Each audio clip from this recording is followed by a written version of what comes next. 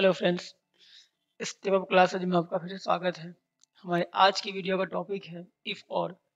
तो अब हम अपनी आज इस वीडियो में सीखेंगे कि इफ के साथ और फॉर्मूला का यूज हम कैसे करते हैं और क्यों करते हैं। अभी जैसे हमारे पास एक डेटा है, अब हमें यहाँ क्वांटिटी निकालनी है। उस क्वांटिटी के लिए हमारे पास कंडीशन ये है, प्रोडक्ट अगर एलसीडी या एलईडी होगा तो क्वांटिटी है 120, बाकी के लिए 100। तो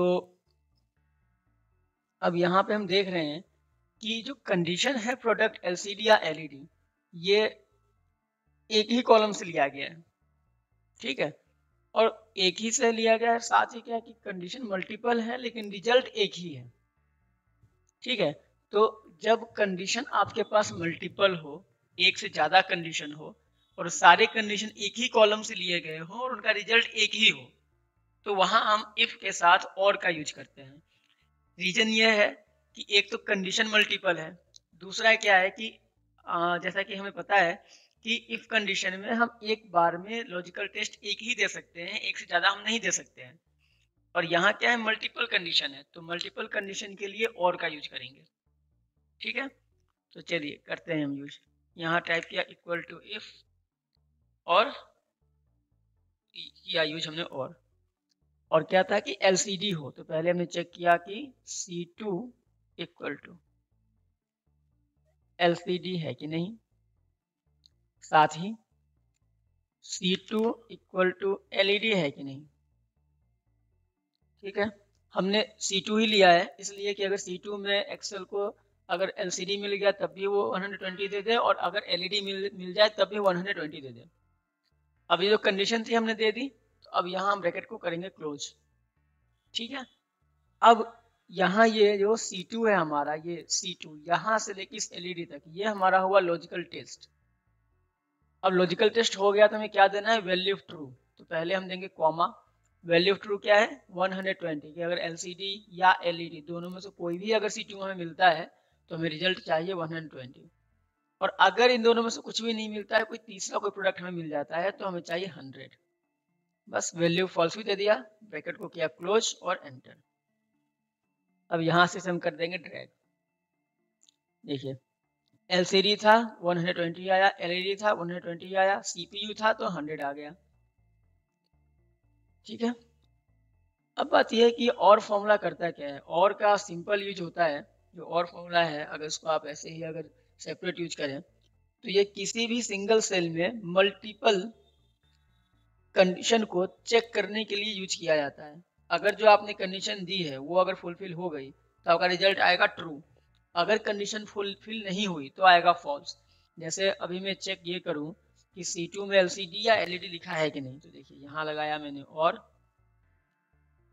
चेक किया कि C2 इक्वल टू LCD है कि नहीं, साथ ही C2 इक्वल टू LED है कि नहीं। अब इसे और को अगर LCD या LED दोनों में से कोई भी अगर मिल गया तो यहाँ जो रिजल्ट आएगा वो आएगा ट्रू, ट्रू आया, ठीक है। इसी को अगर हम ड्रैग कर दें तो आ गया फॉल्स। फॉल्स आया कहाँ, जहां ना LCD मिला जहां LED नहीं मिला, दोनों में से कुछ भी नहीं मिला फॉल्स आया, और दोनों में से एक भी मिल गया जहां, वहां ट्रू आया। तो इसीलिए फिर क्या किया हमने कि इसी और को यहाँ हमने इफ के साथ कंबाइन कर दिया, क्योंकि हमें क्या था, हमें रिजल्ट ट्रू फॉल्स नहीं चाहिए था, हमें ट्रू फॉल्स की जगह 120 और 100 चाहिए था। इसलिए क्या किया कि ट्रू फॉल्स की जगह 120 और 100 आए, इसलिए इस और को इफ के साथ कंबाइन हमने कर दिया, ठीक है। चलिए एक और एग्जांपल हम लेते हैं। अब यहाँ जैसे हमारे पास रेट है और रेट हमें निकालना है। अब रेट के लिए कंडीशन ये है,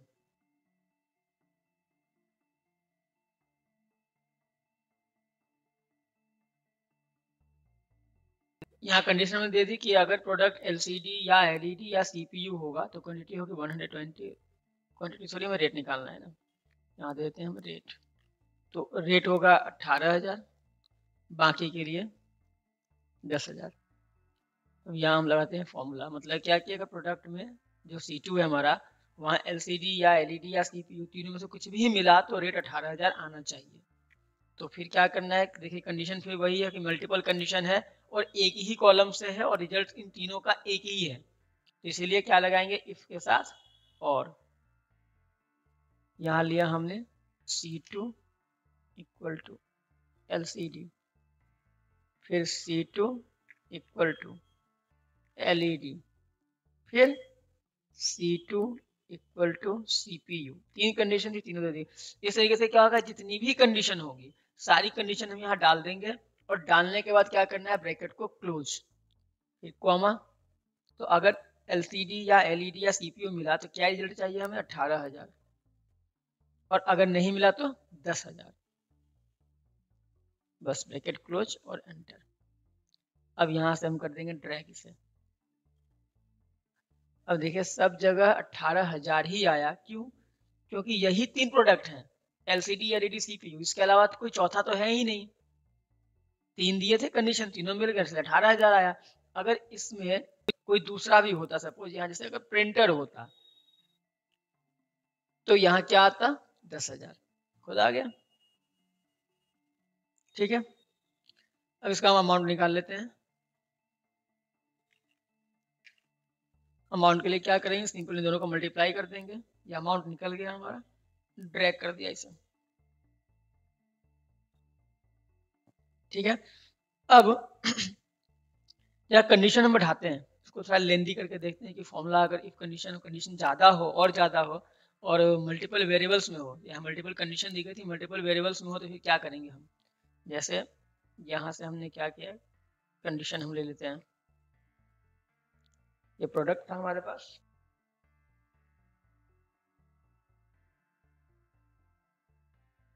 यहाँ डाल दिया हमने GST, डिस्काउंट डाल देते हैं हम। अब इस तरीके से कंडीशन हो तो अब यहाँ क्या करेंगे हम, यहाँ क्या है कि प्रोडक्ट अगर LCD या LED है तो डिस्काउंट 18% और अगर CPU है तो 10% और बाकी के लिए 0। तो यहाँ हम हेडिंग डाल देते हैं डिस्काउंट का,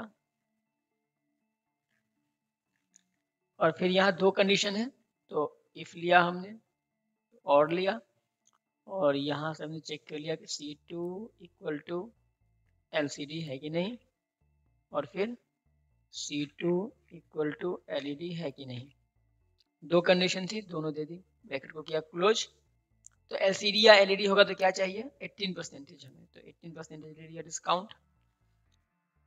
और अगर नहीं हुआ तो फिर कंडीशन स्टार्ट है कि CPU हुआ तो 10%। तो आपको याद होगा कि अभी क्या है कि हमारे पास टोटल 3 कंडीशन है, लेकिन 3 कंडीशन के लिए रिजल्ट कितने हैं, 2। पहले के 2 कंडीशन के लिए एक रिजल्ट, इसलिए और लगा दिया, और दूसरे की एक कंडीशन के लिए एक रिजल्ट।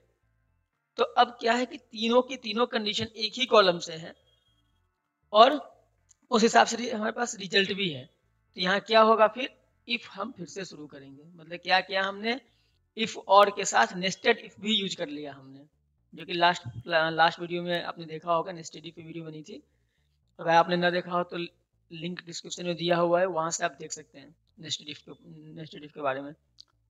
तो अब यहाँ क्या करते हैं, हम चेक करते हैं कि C2 इक्वल टू CPU है कि नहीं, और अगर CPU हुआ तो क्या चाहिए, कितना परसेंटेज, 10%, कॉमा दिया यहाँ 10%। एक ही कंडीशन थी बस CPU, इसलिए बस इफ लगा के काम चल जाएगा हमारा।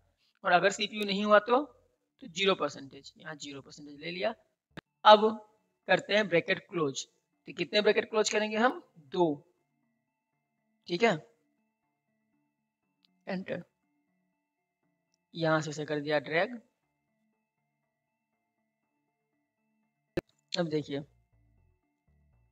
LCD था 18 आया, LED था 18 आया, CPU था 10 आया। अब यहाँ पे कहीं भी 0 नहीं है क्योंकि प्रोडक्ट यही 3 है। इन तीनों के अलावा कोई तीसरा प्रोडक्ट अगर होता तब फिर आता 0%। तो यहाँ हम जैसे प्रोडक्ट चेंज करके देखते हैं, जैसे मैं यहाँ डाल दूं अगर UPS, 0 आ गया। ठीक है, तो आज की वीडियो में बस इतना ही। हमें आशा है कि आपको ये आज का टॉपिक जो है वो समझ में आया होगा।